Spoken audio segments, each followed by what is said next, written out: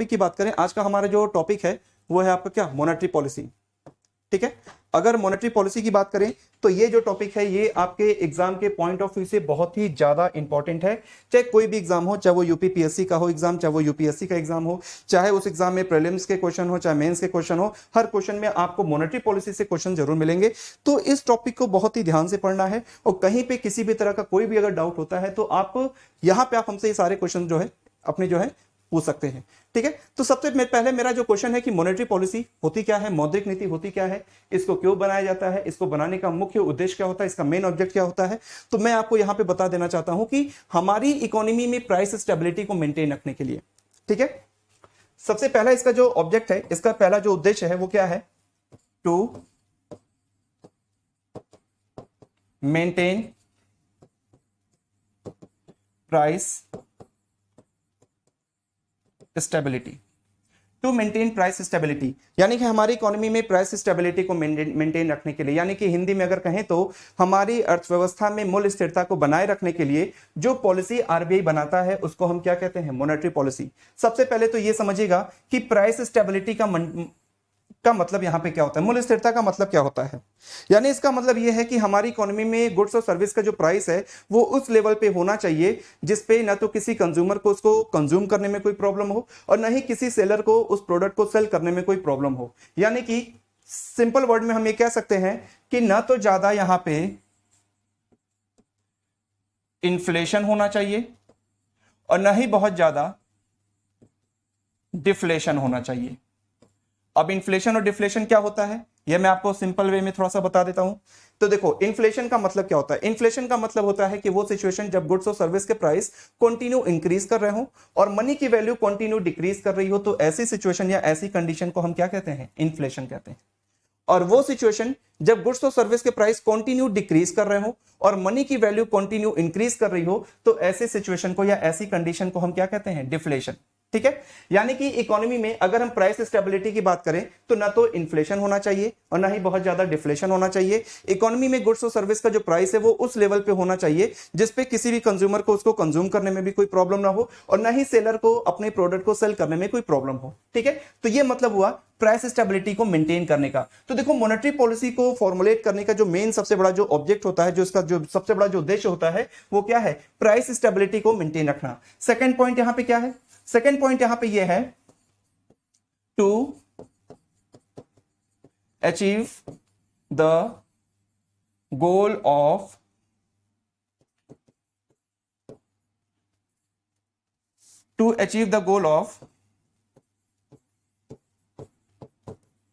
Inclusive growth. यानी कि हमारी इकोनॉमी में इंक्लूसिव ग्रोथ के गोल को अचीव करना, यानी कि समावेशी विकास के लक्ष्य को प्राप्त करना, एक ये भी उद्देश्य है किसका, मॉनेटरी पॉलिसी का, यानी कि मौद्रिक नीति का। और अपने इसी ऑब्जेक्ट को, अपने इसी उद्देश्य को पूरा करने के लिए हमारी अर्थव्यवस्था में, हमारी इकोनॉमी में मॉनेटरी पॉलिसी को फॉर्मुलेट करने का काम, इसको रिव्यू करने का काम किसका होता है, एमपीसी। एमपीसी यानी कि मॉनेटरी पॉलिसी कमेटी का होता है। ठीक है, अब रही बात की ये जो कमेटी है, ये कमेटी किस ऑर्गेनाइजेशन के अंडर में काम करती है, तो ये कमेटी जो काम करती है वो किसके अंडर में काम करती है, आरबीआई के अंडर में काम करती है। ठीक है, अब यहां पे इन दोनों के बारे में जरा समझ लीजिएगा। मैं आपको बता देना चाहता हूं कि देखो, पहले क्या था कि हमारी इकोनॉमी में मॉनेटरी पॉलिसी के लिए जो सर्वा जो ऑर्गेनाइजेशन जो रिस्पॉन्सिबल माना जाता था वो कौन था, आरबीआई था। और अभी हमने आपको स्टार्टिंग में भी हमने आपको यही बताया था कि मॉनेटरी पॉलिसी को फॉर्मुलेट करने का काम आरबीआई का होता है।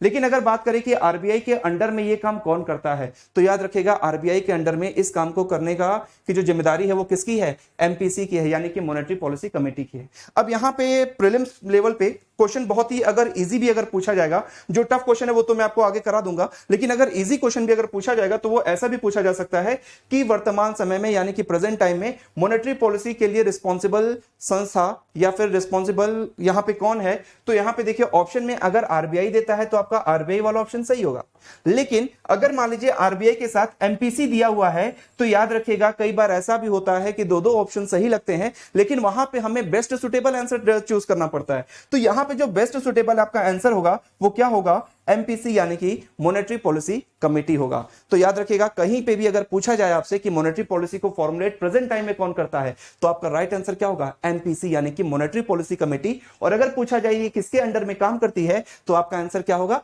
आरबीआई यानी कि रिजर्व बैंक ऑफ इंडिया। ठीक है, 2016 के पहले तक हमारे देश में मॉनेटरी पॉलिसी को फॉर्मुलेट करने का काम किसका होता था, आरबीआई का होता था, रिजर्व बैंक ऑफ इंडिया का होता था। लेकिन 2016 से ये जो रिस्पॉन्सिबिलिटी है वो किसके पास आ गई है, एमपीसी के पास आ गई है, मॉनेटरी पॉलिसी कमेटी के पास आ गई है। अभी यहां पे हम लोग मॉनेटरी पॉलिसी कमेटी के बारे में भी काफी डिटेल में डिस्कस करेंगे, कमेटी के मेंबर्स के बारे में डिस्कस करेंगे, किस एक्ट के तहत ये गठित किया गया है, इसके बारे में भी हम लोग यहां पे डिस्कस करेंगे।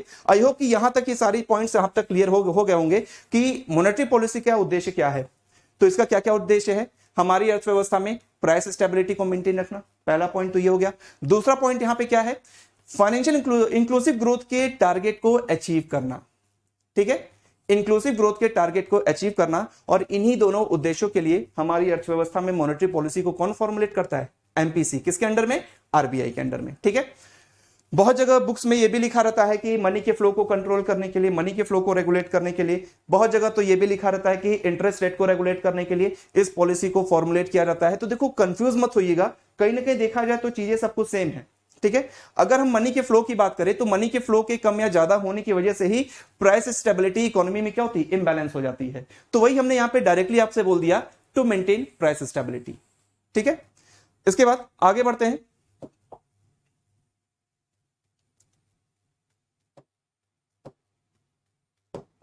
अब यहां पे बात आती है एमपीसी के बारे में। एमपीसी है क्या, MPC stand for monetary policy committee. MPC stand for monetary policy committee. पहला क्वेश्चन यहां पे यह है कि इस कमेटी का गठन कब हुआ था, तो इस कमेटी को गठित किया गया था कब, 2016 में। ठीक है, 2016 में इस कमेटी का गठन किया गया था। अगर क्वेश्चन पूछा जाए किस एक्ट के माध्यम से, किस अधिनियम के माध्यम से मॉनेटरी पॉलिसी कमेटी का गठन किया गया था, तो इसके लिए जो एक्ट है, इसके लिए जो अधिनियम है वो है आरबीआई एक्ट 1934 सेक्शन 45 ZB।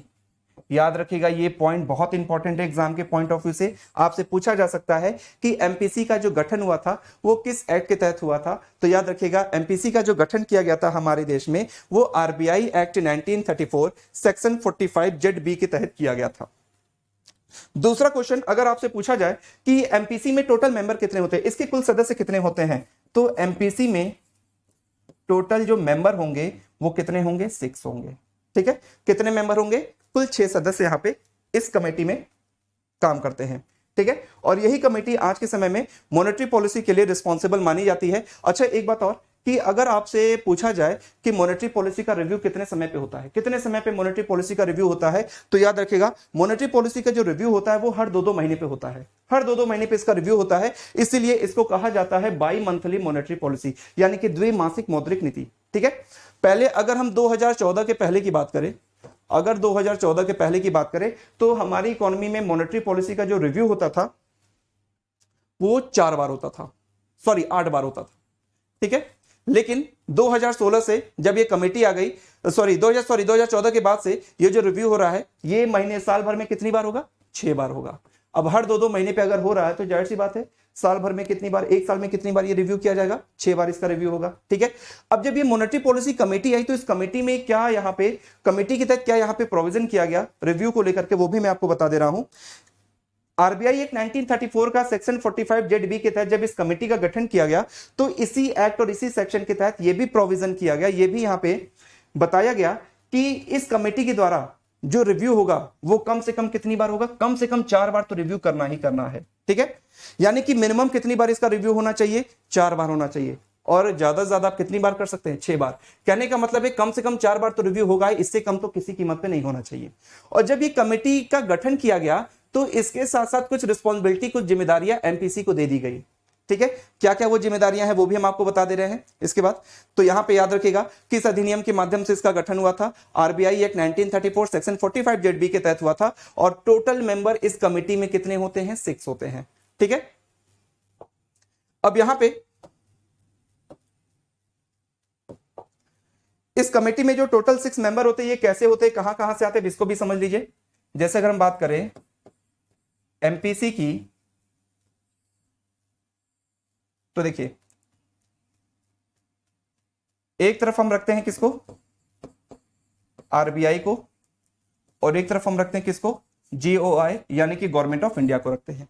ठीक है, अगर हम आरबीआई की बात करें तो आरबीआई की तरफ से कितने मेंबर होंगे, 3 सदस्य होंगे, और गवर्नमेंट ऑफ इंडिया की तरफ से भी अगर देखा जाए तो यहां पे भी कितने सदस्य होंगे, 3 सदस्य होंगे। अब ये 3 सदस्य कौन कौन होंगे, यहां पे देखिए गवर्नमेंट ऑफ इंडिया के बारे में तो ज्यादा इंपॉर्टेंट नहीं है, क्योंकि गवर्नमेंट ऑफ इंडिया अगर एमपीसी में मेंबर को सेलेक्ट करती है, एमपीसी के लिए अगर मेंबर को सेलेक्ट करती है तो वो क्या करती है कि इंडियन इकोनॉमी से जुड़े हुए जितने भी स्पेशलिस्ट लोग होते हैं उनमें से किन्हीं 3 सदस्यों को यहां पे क्या करती है, सेलेक्ट कर लेती है। और ये जो 3 सदस्य चुने जाते हैं ये 4 सालों के लिए चुने जाते हैं। हालांकि कोई जरूरी नहीं है, उसके पहले भी इनको हटाया जा सकता है, लेकिन नॉर्मली देखा जाए तो 4 सालों के लिए इनको सेलेक्ट किया जाता है। अगर आरबीआई की बात करें कि आरबीआई की तरफ से कौन होता है, तो देखो एक तो आपका कौन होगा, गवर्नर ऑफ आरबीआई, यानी कि आरबीआई का गवर्नर भी यहां पे होता है, और ये जो आरबीआई का गवर्नर होगा यही क्या होगा, चेयरमैन होगा। यही क्या होगा, चेयरमैन भी होगा। ठीक है, ये जो आरबीआई का गवर्नर है यही इस कमेटी का चेयरमैन भी होता है। तो अगर आपसे कभी पूछा जाए कि मॉनेटरी पॉलिसी कमेटी का चेयरमैन कौन हो सकता है, तो मॉनेटरी पॉलिसी कमेटी का चेयरमैन वही पर्सन होगा जो कि कौन होगा, गवर्नर ऑफ आरबीआई होगा। उसके बाद एक जो है डिप्टी गवर्नर ऑफ आरबीआई, एक गवर्नर हो गया, एक डिप्टी गवर्नर ऑफ आरबीआई, यानी कि आरबीआई का कोई एक डिप्टी गवर्नर भी इसमें एज अ मेंबर काम करता है। लेकिन एक बात याद रखिएगा, ये वो डिप्टी गवर्नर होगा जो आरबीआई के मॉनेटरी पॉलिसी डिपार्टमेंट का काम देख रहा होगा, वही यहां पे एज ए मेंबर यहां पे इसको रखा जाएगा। फिर उसके अलावा एक सदस्य और कौन होगा,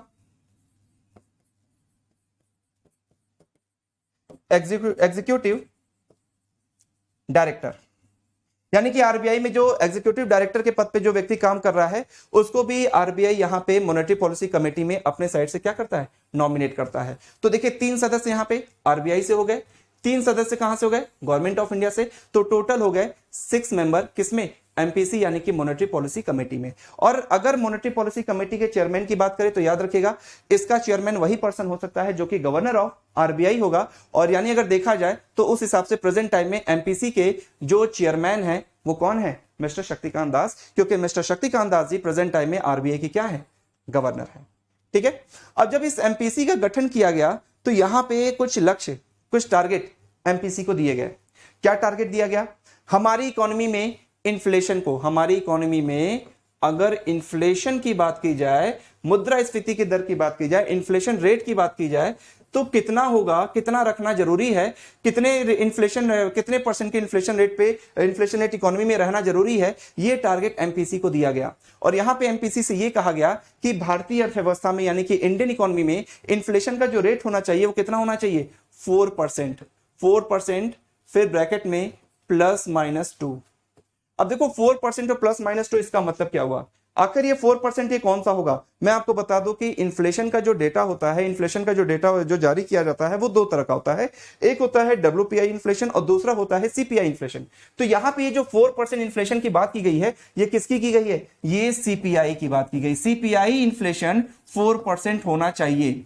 ठीक है, अब ये +-2 का मतलब क्या है, तो भाई देखो इन्फ्लेशन रेट है ये फ्लक्चुएट तो करता रहता है, कभी ज्यादा भी हो सकता है तो कभी कम भी हो सकता है।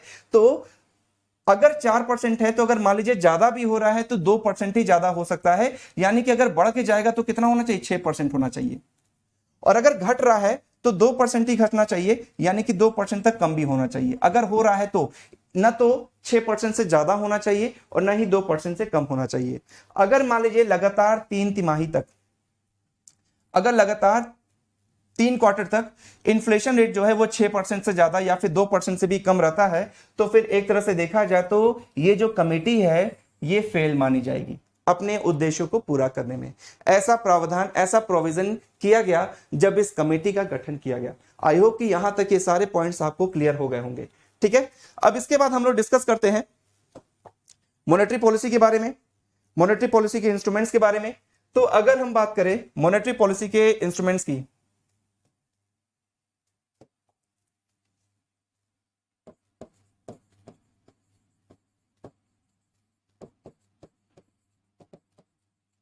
मॉनेटरी पॉलिसी के इंस्ट्रूमेंट्स की अगर हम बात करें तो देखो इसको हम दो पार्ट में डिवाइड करते हैं। एक होता है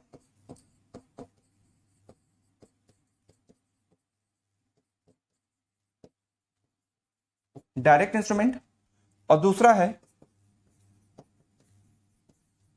इनडायरेक्ट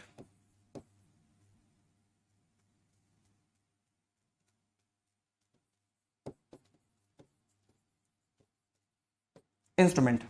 ठीक है, एक है डायरेक्ट इंस्ट्रूमेंट और दूसरा है इनडायरेक्ट इंस्ट्रूमेंट।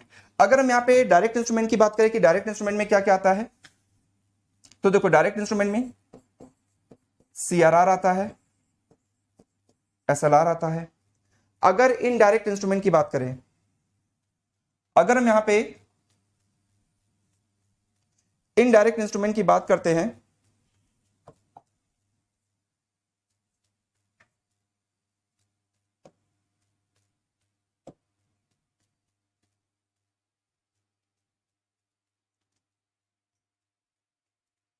अगर हम यहां पे इनडायरेक्ट इंस्ट्रूमेंट की बात करते हैं तो इनडायरेक्ट में देखो क्या क्या आता है। फिर से मैं एक चार्ट यहां पे प्रिपेयर कर दे रहा हूं।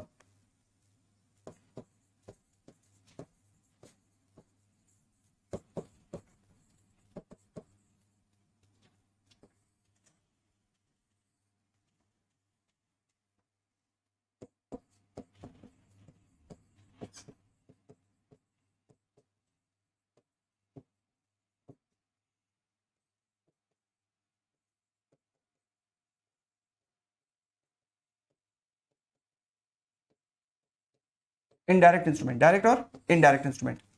अब इसमें देखो क्या क्या आता है। डायरेक्ट इंस्ट्रूमेंट में सीआरआर आएगा और एसएलआर आता है। अगर इनडायरेक्ट की बात करें तो इनडायरेक्ट इंस्ट्रूमेंट में आपका आता है bank rate, repo rate, triple R. Triple R का मतलब होता है reverse repo rate, MSF, OMO और एमएसएस। ठीक है, तो ये हमारा मॉनेटरी पॉलिसी के इंस्ट्रूमेंट हो गए। यानी कि एक तरफ हो गया डायरेक्ट इंस्ट्रूमेंट, डायरेक्ट इंस्ट्रूमेंट हो गया, और दूसरा आपका क्या है इनडायरेक्ट इंस्ट्रूमेंट। इनडायरेक्ट में देखिए क्या क्या है, बैंक रेट है, रेपो रेट है, रिवर्स रेपो रेट है, एमएसएफ, ओएमओ और एमएसएस है। ठीक है, अब इन सब पूरे इंस्ट्रूमेंट्स को अगर हमें डिस्कस करना है तो डिस्कस करने से पहले हमें यह पता होना चाहिए व्हाट इज एनडीटीएल। एनडीटीएल क्या होता है? तो सबसे पहले तो एनडीटीएल का मैं फुल नेम आप सभी को बता दूं। NDTL stand for net demand and time liability. NDTL का मतलब क्या होता है? Net demand and time liability. अब ये एनडीटीएल यानी कि net demand and time liability, ये तो हमने आपको इसका फुल नेम बता दिया, लेकिन इसका मीनिंग क्या होता है, इसका मतलब क्या होता है? तो देखो इसको एक लाइन में बस इतना समझो, it is one day total balance of bank. It is one day total balance of bank, यानी कि किसी भी बैंक का एक दिन का जो टोटल बैलेंस होता है, किसी भी बैंक का एक दिन का जो टोटल बैलेंस होता है, वही उस बैंक का क्या कहलाता है? एनडीटीएल कहलाता है, यानी कि net demand and time liability कहलाता है। अब रही बात कि यहां पे एक दिन का टोटल बैलेंस का मतलब क्या होता है, तो देखो एक दिन का टोटल बैलेंस का मतलब ये होता है, आप सभी को पता है कि बैंक में 4 तरह के अकाउंट ओपन होते हैं। कौन कौन से अकाउंट ओपन होते हैं? मैं यहां पे साइड में लिख दे रहा हूं, शॉर्टकट में अगर इसको समझना हो तो आप ऐसे भी समझ सकते हैं, कासा राफा। कासा राफा जितने भी ए है, ए का मतलब क्या हो गया? अकाउंट हो गया, यानी कि current account, saving account, recurring account और एफडी अकाउंट। ठीक है, अब आप सभी को पता है कि बैंक पब्लिक के डिपॉजिट को एक्सेप्ट करने के लिए ये 4 तरह के अकाउंट ओपन होते हैं। बैंक इन्हीं चारों अकाउंट के माध्यम से पब्लिक के डिपॉजिट को एक्सेप्ट करता है। तो जाहिर सी बात है, पब्लिक अगर अपने पैसे को विड्रॉल भी करेगी बैंक से, तो इन्हीं चारों अकाउंट से ही तो विड्रॉल करेगी। तो इन चारों अकाउंट का एक दिन का जो टोटल बैलेंस, यानी कि जमा करने वालों ने पैसा जमा किया, निकालने वालों ने पैसा निकाल लिया, तो जमा करने और निकालने के बाद का एक दिन का जो टोटल बैलेंस बचता है, वही बैलेंस उस बैंक का क्या कहलाता है? एनडीटीएल कहलाता है। यानी कि net demand and time liability कहलाता है। ठीक है, तो ये याद रखिएगा, क्योंकि जब तक आपको ये कॉन्सेप्ट नहीं क्लियर होगा एनडीटीएल के बारे में, तो आपको सीआरआर एसएलआर को और फिर repo rate, reverse repo rate, MSF वगैरह को समझने में थोड़ी सी प्रॉब्लम हो सकती है। आई होप कि ये एनडीटीएल आप सभी को क्लियर हो गया होगा। एनडीटीएल होता क्या है, तो एक लाइन में इसका आंसर ये होता है कि it is one day total balance of bank, यानी कि किसी भी बैंक का एक दिन का जो टोटल बैलेंस होता है वही उस बैंक का क्या कहलाता है, एनडीटीएल कहलाता है, यानी कि net demand and time liability कहलाता है। अब आइए हम लोग एक एक करके इन सभी के बारे में डिस्कस करते हैं। सबसे पहले हम लोग बात करते हैं सीआरआर। सीआरआर होता क्या है, तो पहले तो सीआरआर का फुल नेम आप सभी को पता होना चाहिए। CRR stand for cash reserve ratio. Cash reserve ratio Hindi में इसको आप लोग लिख सकते हो, जो भी हिंदी मीडियम वाले लोग हैं आप लोग लिख सकते हो नगद आरक्षित अनुपात, और इंग्लिश वाले इसको लिख सकते हो कैश रिजर्व रेशियो। अब ये सीआरआर होता क्या है, कैश रिजर्व रेशियो होता क्या है, तो किसी भी बैंक के एनडीटीएल का वह हिस्सा, किसी भी बैंक के एनडीटीएल का वह हिस्सा जिसको कोई बैंक आरबीआई के पास कैश के फॉर्म में मेंटेन करता है, किसी भी बैंक के एनडीटीएल का वह हिस्सा जिसको कोई बैंक आरबीआई के पास कैश के फॉर्म में मेंटेन करता है, तो वो उस बैंक का क्या कहलाता है, सीआरआर कहलाता है, यानी कि कैश रिजर्व रेशियो कहलाता है। तो सबसे पहला पॉइंट सीआरआर के बारे में हमेशा याद रखिएगा, ये जब भी मेंटेन किया जाएगा तो हमेशा किस फॉर्म में मेंटेन होगा, कैश के फॉर्म में, ओनली कैश। इसके अलावा कुछ और भी चीजें जैसे कि गोल्ड हो गया, गवर्नमेंट सिक्योरिटीज वगैरह, ये कभी भी सीआरआर में नहीं रखी जाती हैं। यहां पे जब भी अगर रखा जाएगा तो फिर क्या रखा जाएगा, कैश ही रखा जाएगा। सीआरआर यानी कि हमेशा कैश में मेंटेन होता है। दूसरी बात यहां पे आती है कि आखिर अगर सीआरआर मेंटेन हो रहा है तो फिर ये कहां पे मेंटेन होगा, तो याद रखिएगा सीआरआर जब भी मेंटेन किया जाएगा तो ये किसके पास मेंटेन होता है, आरबीआई के पास। कोई भी बैंक अपने एनडीटीएल का सम पोर्शन जो है, कुछ हिस्सा जो है कैश के फॉर्म में किसके पास रखते हैं, आरबीआई के पास रखते हैं, और वही उस बैंक का क्या कहलाता है, सीआरआर, यानी कि कैश रिजर्व रेशियो कहलाता है। ठीक है, प्रेजेंट टाइम में सीआरआर कितना परसेंट है, तो याद रखिएगा प्रेजेंट टाइम में सीआरआर 4% है।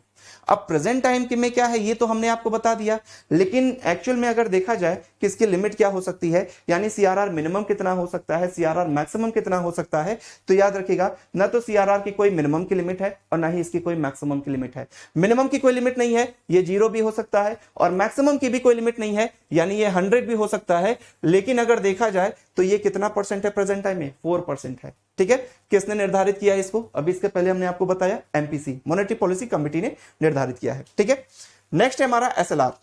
एसएलआर का मतलब यहां पे क्या होता है, SLR stand for statutory liquidity ratio. Statutory liquidity ratio जिसको हिंदी में कहते हैं वैधानिक तरलता अनुपात। अब देखो ये भी एक तरह का रिजर्व होता है, एसएलआर भी एक तरह का क्या होता है, रिजर्व होता है।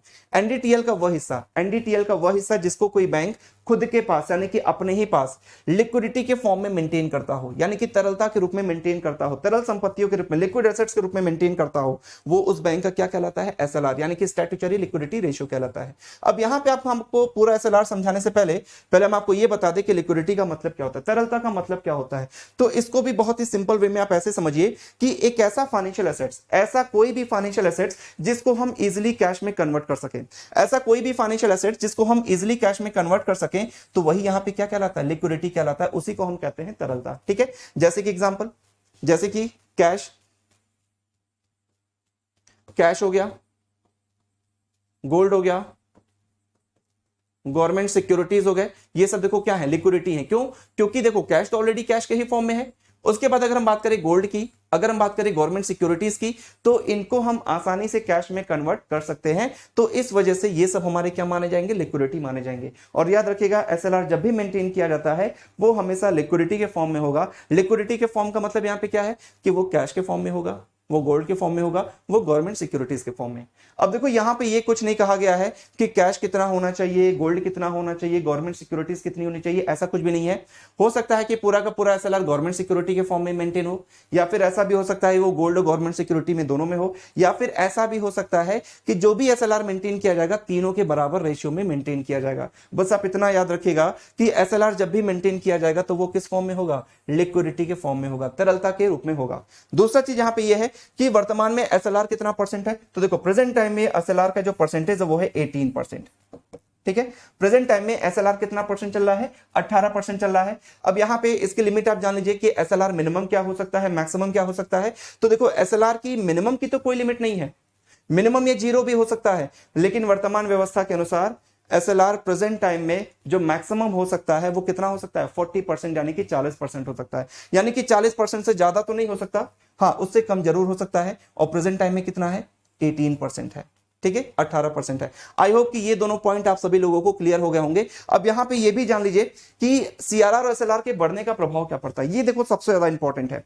अगर एग्जाम में क्वेश्चंस को थोड़ा सा घुमा के अगर पूछा जाएगा तो वो ये पूछा जाता है, और ये कई बार पूछा भी गया है सिविल के एग्जाम में, कि CRR के बढ़ने का क्या प्रभाव पड़ता है या SLR के बढ़ने या घटने का क्या प्रभाव पड़ता है।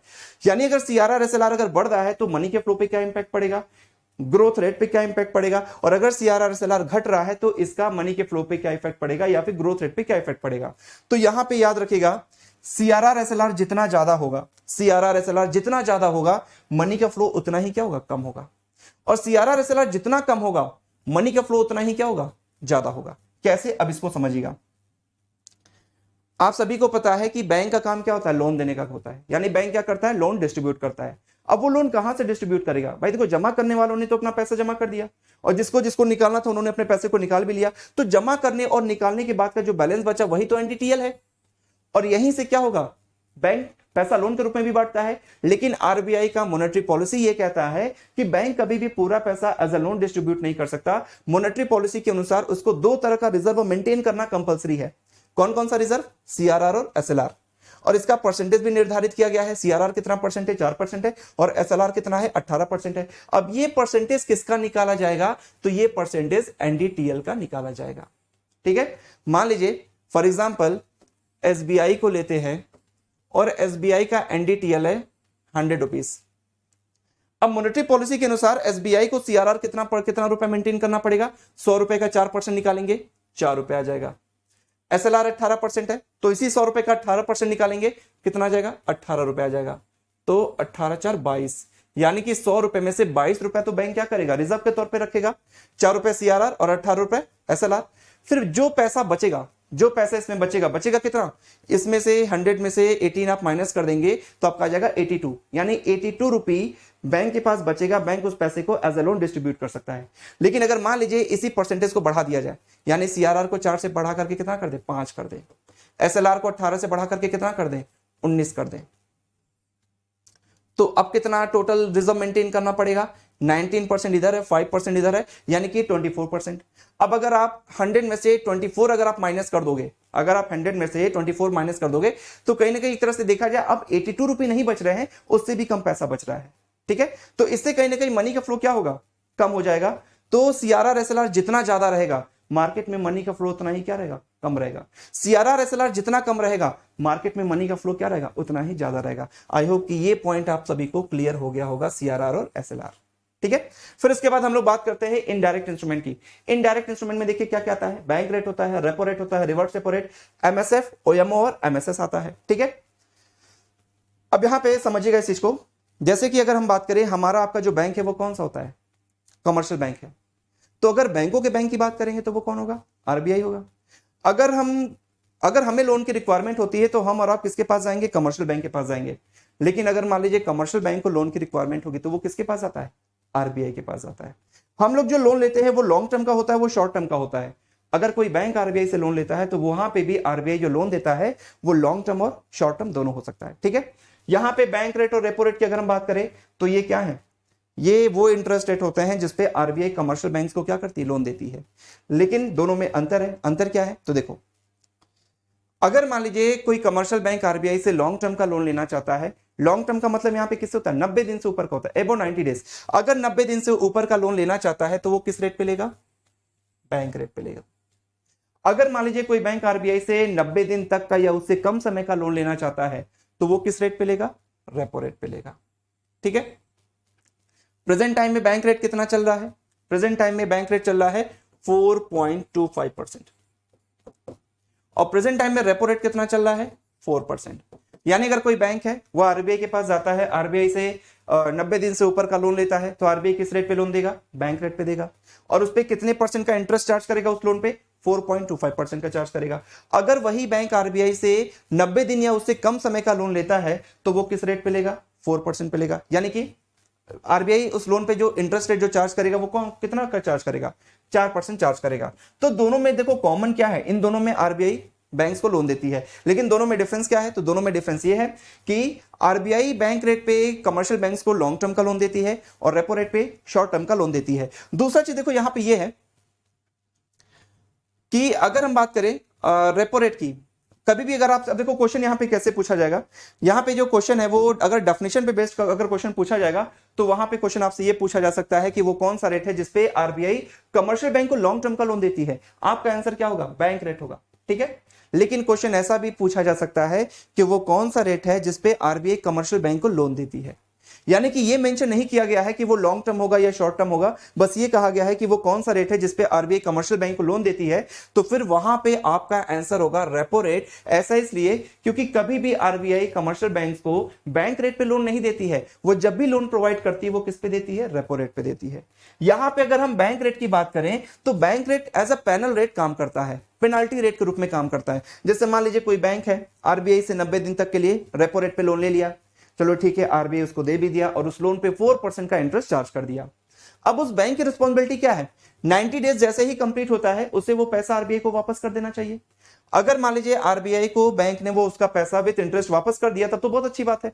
लेकिन अगर मान लीजिए आरबीआई बैंक आरबीआई को उसका पैसा वापस नहीं कर पाता है तो कहीं ना कहीं बताइए फॉल्ट है, गलती है बैंक की। और अगर बैंक की गलती है तो उस गलती पे बैंक को पेनाल्टी पे करनी पड़ेगी। अब वो पेनाल्टी क्या है? वो पेनाल्टी ये है कि जो लोन उसने 4% के रेट ऑफ इंटरेस्ट पे लिया था, अब उसी लोन पे उसको इंटरेस्ट कितना पे करना पड़ेगा? 4.25। यानी ये जो रेपो रेट है 90 दिन के बाद, अगर 90 दिन में अगर पेमेंट नहीं होता है तो 90 दिन के बाद यही रेपो रेट किस में कन्वर्ट हो जाता है? बैंक रेट में कन्वर्ट हो जाता है।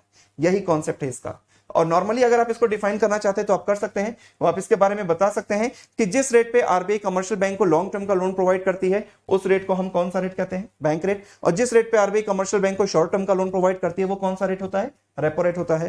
कई बार एग्जाम में क्वेश्चन ऐसा भी पूछा जाता है कि वो कौन सा रेट है जिस पे आरबीआई कमर्शियल पेपर की रीडिस्काउंटिंग करता है, कमर्शियल बिल की रीडिस्काउंटिंग करता है। तो बैंक रेट पे आरबीआई क्या करता है? कमर्शियल पेपर्स की रीडिस्काउंट करता है, ठीक है। तो यहां पे एक चीज और याद रखिएगा कि bank rate is also known as rediscount rate. Bank rate is also known as rediscount rate. Bank rate को हम किस नाम से जानते हैं? री डिस्काउंट रेट के नाम से जानते हैं, ठीक है। Repo rate is also known as repurchase rate, ठीक है। Repo rate is also known as repurchase rate. Next हमारा ट्रिपल आर। ट्रिपल आर का मतलब होता है reverse repo rate. Reverse repo rate का मतलब होता है कि वो रेट जिसपे कोई बैंक अपनी एक्सेस मनी को ला करके आरबीआई के पास जमा करते हैं, वो रेट जिसपे कोई बैंक अपनी एक्सेस मनी को ला करके आरबीआई के पास जमा करते हैं, ऐसे रेट को हम कहते हैं रिवर्स रेपो रेट, यानी कि ट्रिपल आर कहते हैं, ठीक है। अब देखो यहां पे क्या होता है, सिंपल वे में समझिएगा। जैसे मान लीजिए अगर हमारे पास कुछ एक्सेस मनी होती है तो बैंक हमसे क्या कहता है कि भैया अपनी एक्सेस मनी अगर आप हमारे पास जो आपका सेविंग अकाउंट है ला करके आप जमा करेंगे तो हम आपको उस पर क्या देंगे? इंटरेस्ट देंगे, यानी कि ब्याज देंगे। और ब्याज के लालच में हम और आप अपने पैसे को ला करके सेविंग अकाउंट में जमा करते हैं और बैंक उस पर हमें क्या देता है? इंटरेस्ट देता है। सेम ऐसा ही कॉन्सेप्ट बैंक और आरबीआई के बीच में भी होता है। आरबीआई बैंकों से यह कहता है कि अगर आपके पास एक्सेस मनी है तो अगर आप उसे अपने पास रखे रहोगे, उसको लोन के रूप में डिस्ट्रीब्यूट नहीं कर पाते हो, तो उससे आपको कुछ बेनिफिट नहीं होने वाला है। आप एक काम करो, अपनी एक्सेस मनी को ला करके मेरे पास क्या करो? जमा कर दो। जो एक्सेस मनी आप ला करके मेरे पास जमा करोगे उस पे हम आपको क्या देंगे? इंटरेस्ट देंगे। तो रिवर्स रेपो रेट का यही काम होता है, ये मार्केट से एक्सेस मनी को एब्जॉर्ब करता है, यानी कि वह रेट जिस पे आरबीआई बैंकों से उनकी एक्सेस मनी को क्या करते हैं? डिपॉजिट के रूप में एक्सेप्ट करते हैं, या फिर जिसमें बैंक अपनी एक्सेस मनी को ला करके आरबीआई के पास जमा करते हैं, उस रेट को हम कहते हैं reverse repo rate. Present time में अगर हम रिवर्स रेपो रेट की बात करें तो प्रेजेंट टाइम में जो रिवर्स रेपो रेट है वो कितना है? 3.35% है, ठीक है। आप इसको ऐसे भी कह सकते हैं, इसको आप ऐसे भी डिफाइन कर सकते हो कि वो रेट जिसपे आरबीआई कमर्शियल बैंक से फंड बोरो करता है, पैसा उधार लेता है, वो कौन सा रेट होता है? तो वो रिवर्स रेपो रेट होता है। याद रखिएगा, रेपो रेट में रेपो रेट में अगर हम आरबीआई को यहां पे रखें और यहां पे किसको रखें? बैंक को रखें, तो रेपो रेट में जो पैसा है वो आरबीआई से बैंक की तरफ जाता है। लेकिन रिवर्स रेपो रेट में, ट्रिपल आर में जो पैसा है वो बैंक से किसके पास आ रहा है? आरबीआई के पास आ रहा है। यही अंतर होता है, ठीक है। और रेपो रेट और रिवर्स रेपो रेट का जो कॉम्बिनेशन होता है, रेपो रेट और रिवर्स रेपो रेट का जो कॉम्बिनेशन होता है उसको हम कहते हैं LAF, यानी कि लिक्विडिटी एडजस्टमेंट फैसिलिटी, ठीक है। नेक्स्ट हमारा है MSF। एमएसएफ, एमएसएफ जिसका फुल नेम होता है marginal standing facility, MSF stand for marginal standing facility.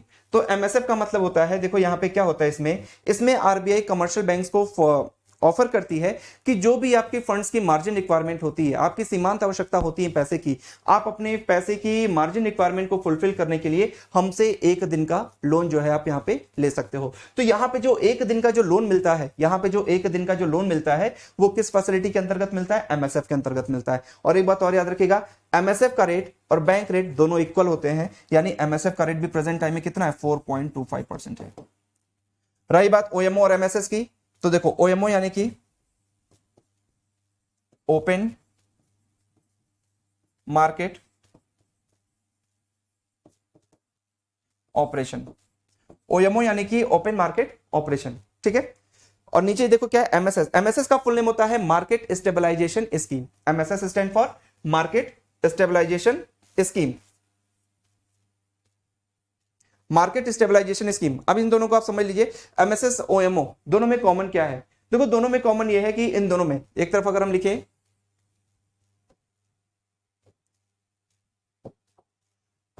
एक तरफ है ओएमओ और दूसरी तरफ है एमएसएस, तो इन दोनों में कॉमन क्या है? इन दोनों में कॉमन यह है कि इन दोनों में आरबीआई गवर्नमेंट सिक्योरिटीज को सेल और परचेज करती है, यानी जो भी गवर्नमेंट सिक्योरिटीज होती हैं मॉनेटरी पॉलिसी के तहत, उनका सेलिंग और परचेजिंग का जो काम होता है वो किसके तहत होता है? ओएमओ और एमएसएस के तहत होता है।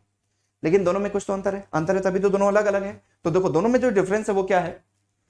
ओएमओ के थ्रू आरबीआई लॉन्ग ड्यूरेशन की गवर्नमेंट सिक्योरिटीज की सेलिंग और परचेजिंग करती है, और एमएसएस के थ्रू आरबीआई शॉर्ट टर्म की गवर्नमेंट सिक्योरिटीज की सेलिंग और परचेजिंग करती है। यहां पे लॉन्ग टर्म और शॉर्ट टर्म का मतलब क्या होता है जी, उसको भी समझ लीजिए। वो गवर्नमेंट सिक्योरिटीज जो 1 साल से अधिक समय पे मैच्योर होती है, वो होती है लॉन्ग टर्म की गवर्नमेंट सिक्योरिटीज, और वो गवर्नमेंट सिक्योरिटीज जो 1 साल या उससे कम समय में मैच्योर होती है, वो होती है शॉर्ट टर्म की गवर्नमेंट सिक्योरिटीज। अब इनकी जो सेलिंग और परचेजिंग होती है वो किसके तहत होती है? ओएमओ और एमएसएस के तहत होती है। तो लॉन्ग टर्म के लिए गवर्नमेंट सिक्योरिटीज की सेलिंग और परचेजिंग किसमें होती है? ओएमओ में होती है। और शॉर्ट टर्म के लिए गवर्नमेंट सिक्योरिटीज की जो सेलिंग और परचेजिंग होती है वो किसमें होती है? एमएसएस, यानी कि मार्केट स्टेबलाइजेशन स्कीम। और एग्जाम में अगर पूछा जाए कि एमएसएस की शुरुआत कब से हुई है, तो एमएसएस की शुरुआत 2004 से हुई है, ठीक है। आई होप कि ये सभी इंस्ट्रूमेंट्स यहां पे आप सभी को क्लियर हो गए होंगे। अब बात आती है कि इस पूरे मॉनेटरी पॉलिसी का जो टॉपिक है, इसमें जो क्वेश्चंस पूछे जा सकते हैं वो कैसे कैसे क्वेश्चंस पूछे जा सकते हैं, ठीक है। तो अगर क्वेश्चंस की बात करें यहां पे, हाँ क्वेश्चन देखो यहां पे क्या है? Discuss the impact of the central bank monetary policy decision on the economy, also clarify the benefits in policy making due to a new monetary policy regime, ठीक है। कहने का मतलब यह है कि सेंट्रल बैंक की जो मॉनेटरी पॉलिसी है उसका इंपैक्ट क्या पड़ता है, ठीक है, उसका क्या इंपैक्ट यहां पे पड़ता है, क्या इसका प्रभाव आपको देखने को मिलेगा हमारी इकोनॉमी में, ठीक है। तो देखो अगर हम यहां पे इंपैक्ट की बात करेंगे, देखो ये मेंस के क्वेश्चन है, ये प्रीलिम्स में ऐसे नहीं आते। आप सभी को पता है कि प्रीलिम्स में जो क्वेश्चंस होते हैं वो एमसीक्यू टाइप के होते हैं, ठीक है। मेंस में ऐसे क्वेश्चंस आपको मिलेंगे, ठीक है। यहां पे आपको डिटेल में उसके आंसर लिखने पड़ेंगे। तो यहां पे अगर आपसे क्वेश्चन पूछा जाए कि मॉनेटरी पॉलिसी, सेंट्रल बैंक की मॉनेटरी पॉलिसी का हमारी इकोनॉमी पे या किसी भी इकोनॉमी पे क्या इंपैक्ट पड़ता है, क्या इसका प्रभाव पड़ता है, तो देखो इसका आंसर आप कैसे लिखोगे? तो सबसे पहले तो आपको सेंट्रल बैंक का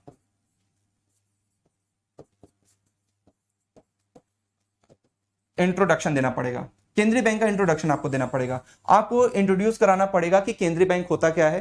तो दोबारा जब कोई इसका सेशन हम लेंगे तो उसमें हम आपको बता देंगे सेंट्रल बैंक के बारे में वो क्या होता है। सेंट्रल बैंक के बारे में आपको क्या बताना है कि हमारे देश में सेंट्रल बैंक को जब एस्टेब्लिश किया जा रहा था तो उसकी शुरुआत कहां से हुई थी। आप सभी को पता है इतना तो कि सेंट्रल बैंक हमारे देश में, सेंट्रल बैंक का जो कॉन्सेप्ट है वो जब ब्रिटिश रूल था, जब अंग्रेजों का जब शासन था तो उसी समय से आया था, ठीक है। तो उस समय इसकी शुरुआत कैसे हुई थी, कब हुई थी, तो इसके बारे में यहां पे बताया गया था, ठीक है। तो कैसे कैसे सेंट्रल बैंक को हमारे देश में एस्टेब्लिश किया गया था, इसका फंक्शन क्या है, ये सारी चीजें यहां पे आपको मेंशन करनी पड़ेगी। उसके अलावा देखिए मॉनेटरी पॉलिसी का इंपैक्ट क्या पड़ता है। तो देखो जो अभी हमने आपको पॉलिसी के बारे में बताया था, इंस्ट्रूमेंट्स के बारे में बताया था। अब उन्हीं के बारे में आपको यहां पे बताना पड़ेगा कि अगर मान लीजिए सीआरआर और एसएलआर अगर बढ़ता या घटता है तो उसका क्या इंपैक्ट पड़ेगा, उसका क्या प्रभाव पड़ेगा। अगर बैंक रेट, रेपो रेट और रिवर्स रेपो रेट बढ़ता या घटता है तो उसका इकोनॉमी पे क्या इंपैक्ट पड़ेगा, क्या प्रभाव पड़ेगा, ये आपको बताना पड़ेगा। उसके अलावा benefits in policy making due to a new monetary policy regime, यहां पे आपको बेनिफिट्स बताने होंगे, यहां पे आपको फायदा लाभ आपको बताना पड़ेगा, किसका, एमपीसी का बताना पड़ेगा। एमपीसी के बेनिफिट्स के बारे में भी यहां पे आपको बताना पड़ेगा, इसके क्या क्या लाभ है। ठीक है, अब देखो एमपीसी पहले तो नहीं था, बाद में एमपीसी आया, एमपीसी के आने से क्या क्या लाभ है, तो देखो पहले एमपीसी का बेनिफिट यहां पे क्या है। एमपीसी को लाने के पीछे जो मेन सबसे बड़ा जो रीजन बताया जाता है कि ये है कि मॉनेटरी पॉलिसी में ट्रांसपेरेंसी लाना, यानी कि पारदर्शिता लाना। क्यों यहां पे पारदर्शिता की बात की गई है, क्योंकि देखिए पहले रिव्यू कौन करता था, आरबीआई। अब आरबीआई का गवर्नर यहां पे क्या करता था, सीआरआर को बढ़ाना होता था तो भी उसका डिसीजन होता था, सीआरआर को घटाना होता तो भी उसका डिसीजन। यही चीज रेपो रेट के केस में भी होता था, मन क्या रेपो रेट बढ़ा दिया, मन क्या रेपो रेट घटा दिया। ठीक है, लेकिन जब एमपीसी आ गया तो एमपीसी के आने के बाद अब सारा डिसीजन अकेले गवर्नर ऑफ आरबीआई नहीं ले सकता है। अब यहां पे जो भी डिसीजन लिया जाएगा वो वोटिंग के आधार पे होता है। हमने आपको बताया ना एमपीसी में टोटल कितने मेंबर होते हैं, 6 मेंबर होते हैं, इंक्लूडिंग गवर्नर। गवर्नर को लेकर के कुल कितने सदस्य होते हैं, 6 सदस्य होते हैं। अभी जो 6 सदस्य होते हैं गवर्नर को लेकर के, इसमें गवर्नर को छोड़ करके बाकी सभी 5 सदस्य क्या करेंगे, जो भी प्रपोजल रखा जाएगा उस पर वो वोट करेंगे। ठीक है, अब अगर 5 सदस्य वोट कर रहे हैं, 5 मेंबर अगर वोट कर रहे हैं तो जाहिर सी बात है जो वोट का जो रेशियो बनेगा वो क्या होगा, 3:2। तो जिस प्रपोजल पे 3 वोट पड़ेंगे वही प्रपोजल यहां पे मान लिया जाएगा। अब यहां पे बात आती है कि अगर इसमें से कोई भी मेंबर मिसिंग है, मान लीजिए तबियत खराब है नहीं आया, या हो सकता है कि इसमें से कोई मेंबर रिजाइन दे करके चला गया हो, या पहले से उसका टाइम पीरियड कंप्लीट हो गया तो चला गया हो, नया मेंबर ना रखा गया हो अभी तक। अब ऐसे में क्या होगा, तो अगर मान लीजिए कोई मेंबर मिसिंग है तब यहां पे गवर्नर ऑफ आरबीआई आएंगे और वो यहां पे क्या करेंगे, वोट करेंगे। ठीक है, नहीं तो ऐसे गवर्नर ऑफ आरबीआई यहां पे वोट नहीं करेंगे, यानी कि इसका जो चेयरमैन है वो वोट नहीं करेगा। ठीक है, फिर देखिए ये इसके आपको बेनिफिट्स आपको बताना पड़ेगा मॉनेटरी पॉलिसी कमेटी के क्या क्या बेनिफिट्स हैं। तो पहला बेनिफिट क्या है, ट्रांसपेरेंसी को मेंटेन करने के लिए यहां पे बेनिफिट्स। ठीक है, दूसरी बात यहां पे क्या कही गई थी, दूसरी बात देखिए यहां पे इन्फ्लेशन रेट को मेंटेन रखने की बात की गई थी, कितने परसेंट पे, 4% पे। ठीक है, तो ये सारे बेनिफिट्स आपको यहां पे बताने पड़ेंगे। अब एमपीसी को देखो, एमपीसी यहां पे क्या रिस्पॉन्सिबल माना जाता है मॉनेटरी पॉलिसी, हमारी इकोनॉमी में इंटरेस्ट रेट को क्या करने के लिए, 4% पे मेंटेन रखने के लिए। ठीक है, तो ये इस तरह से जो मेंस के क्वेश्चन है यहां पे आपको इन सभी के बारे में बताना पड़ेगा। यानी अगर इंपैक्ट की बात करें तो फिर आपको ये बताना पड़ेगा कि जितने भी इंस्ट्रूमेंट्स हैं यहां पे, जो भी टूल्स हैं यहां पे, उनके बढ़ने या घटने का क्या इफेक्ट पड़ता है, ये पूरा आपको डिटेल में डिस्कस बताना पड़ेगा। और फिर उसके बाद आपको एमपीसी के बारे में भी, एमपीसी के आने से क्या क्या बेनिफिट्स हो रहे हैं ये भी आपको यहां पे बताना पड़ेगा। जो यहां पे सबसे बड़ा बेनिफिट है वो देखो यहां पे क्या है, ट्रांसपेरेंसी, जो कि पहले यहां पे नहीं हुआ करती थी। तो ये तो देखो मेंस का क्वेश्चन हो गया। अगर हम यहां पे प्रीलिम्स के क्वेश्चन की बात करें तो देखो प्रीलिम्स में क्वेश्चंस कैसे कैसे पूछे जा सकते हैं। देखिए यहां पे क्या कहा गया है, जब भारतीय रिजर्व बैंक संविधिक नकदी अनुपात, यानी कि जो हिंदी में जो टर्म दिया गया है, तो देखो इसका इंग्लिश में क्या मतलब होता है, स्टैट्यूटरी लिक्विडिटी रेशियो, यानी कि एसएलआर।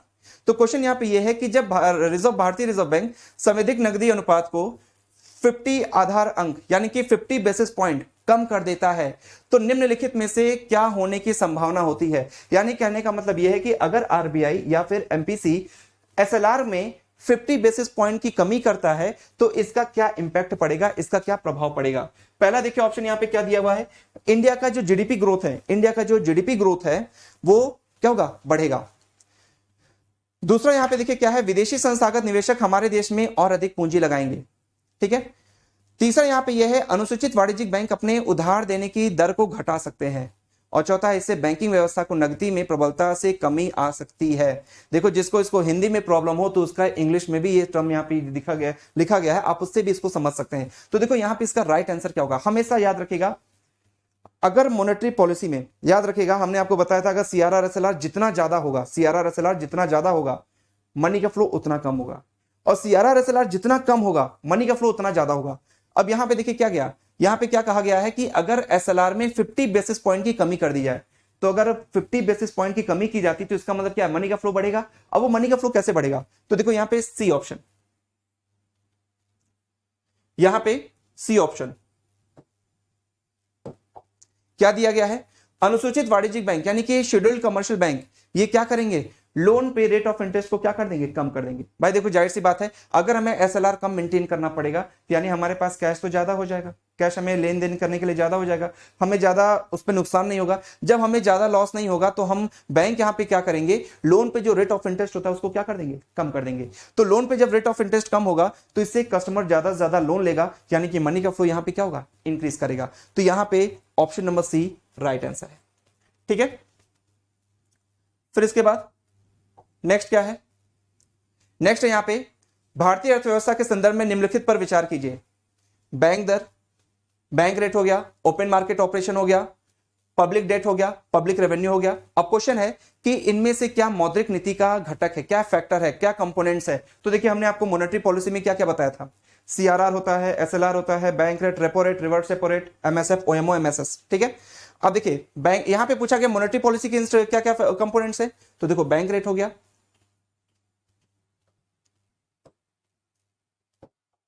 एक तो हो गया बैंक रेट, दूसरा ओएमओ। अगर हम पब्लिक डेट की और पब्लिक रेवेन्यू की बात करें तो ये गवर्नमेंट ऑफ इंडिया के फिस्कल पॉलिसी का पार्ट होता है। ठीक है, मॉनेटरी पॉलिसी का पार्ट नहीं होता। तो ऑप्शन 1 और 2 कौन सा हो जाएगा, सी ऑप्शन। सी ऑप्शन आपका यहां पे क्या हो गया, राइट हो गया, सही है।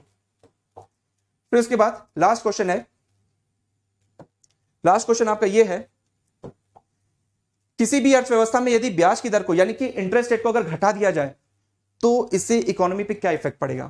पहला, इकोनॉमी में कंजम्पशन एक्सपेंडिचर कम हो जाएगा, गवर्नमेंट का टैक्स कलेक्शन बढ़ जाएगा, इकोनॉमी में इन्वेस्टमेंट एक्सपेंडिचर बढ़ेगा और इकोनॉमी में टोटल जो आपका सेविंग है वो बढ़ेगा।